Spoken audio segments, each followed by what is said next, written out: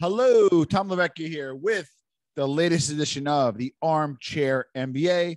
This is episode 4, going to be a shorter one, but impactful. So starting off, we're going to talk about my cigar review of the Oliva Series G. It's a Robusto cigar. It comes in a box of 25, as you can see, a box of 25, and it is a Cameroon wrapper, kind of a little darker than a Connecticut shade, a Connecticut wrapper with Nicaraguan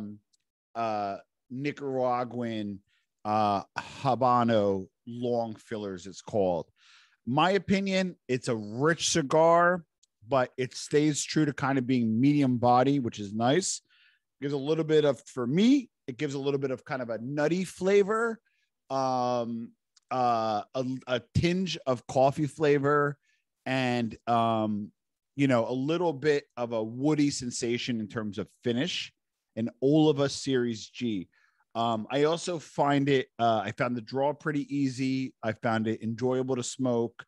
Again, being a Robusto, this is not your sit and, pensive cigar. It's not your even go for like a long walk cigar. What it does fit in nice is on the golf course. It's small. You can put it different places. If you got to shoot, shoot while you're doing it. So that's a great place for it. Again, where does it fit in? I think it's a little too heavy for like a morning smoke if you're a regular cigar smoker. I do like it for a afternoon smoke.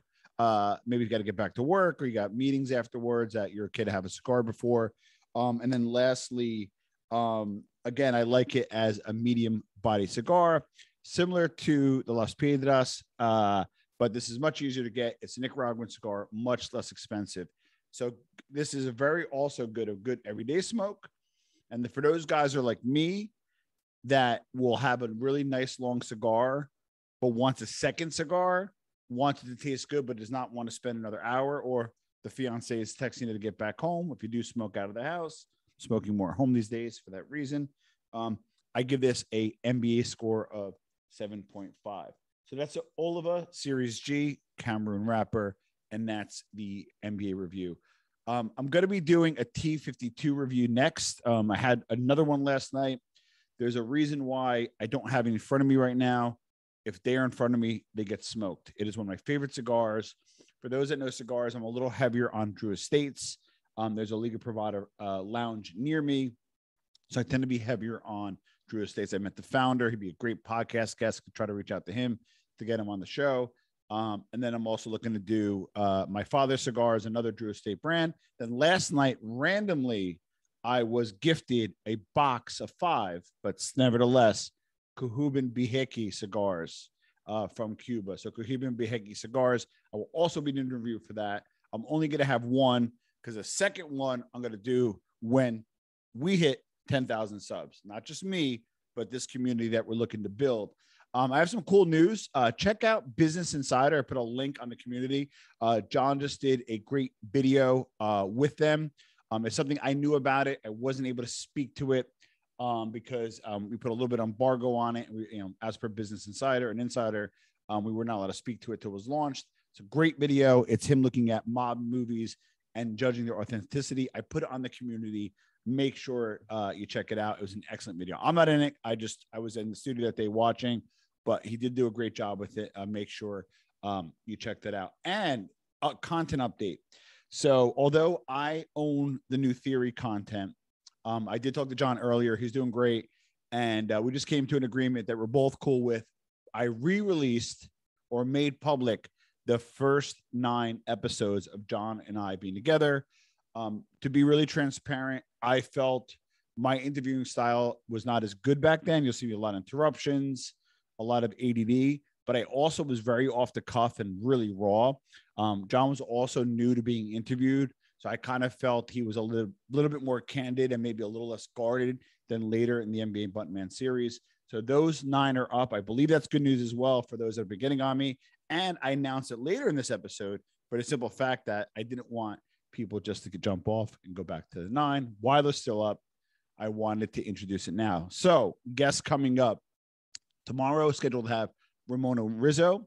who former Mob Wives, who's Lefty Gun's granddaughter.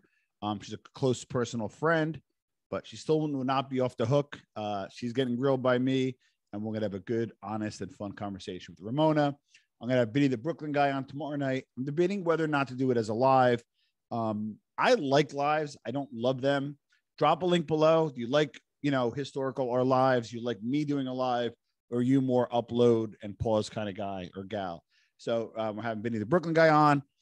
And then Monday, I don't even know if I should announce it. I'm going to have a worldwide expert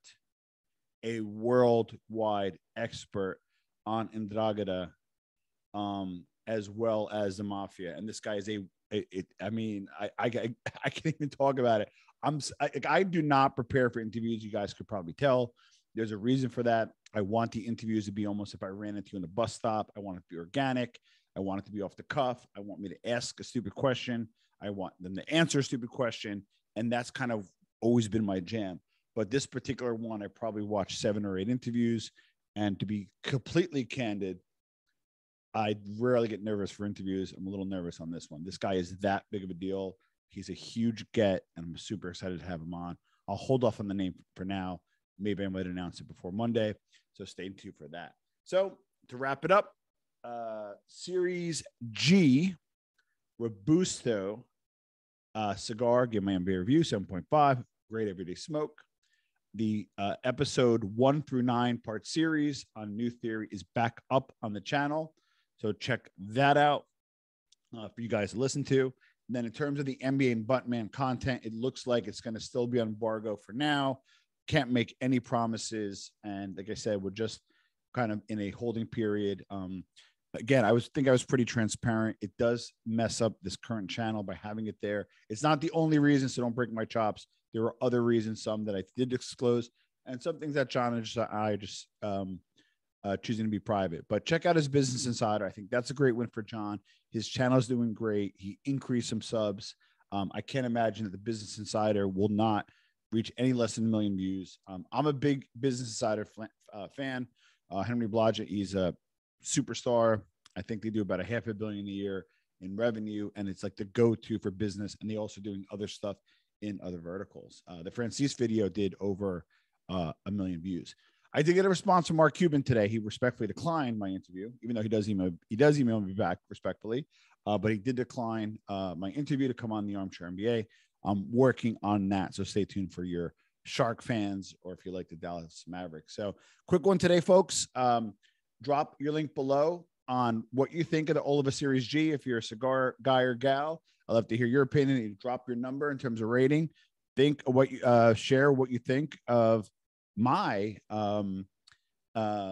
review. I'm always willing to learn, but I give it a 7.5. It's a nice smoke, and sticking to it. Have a good day, everybody.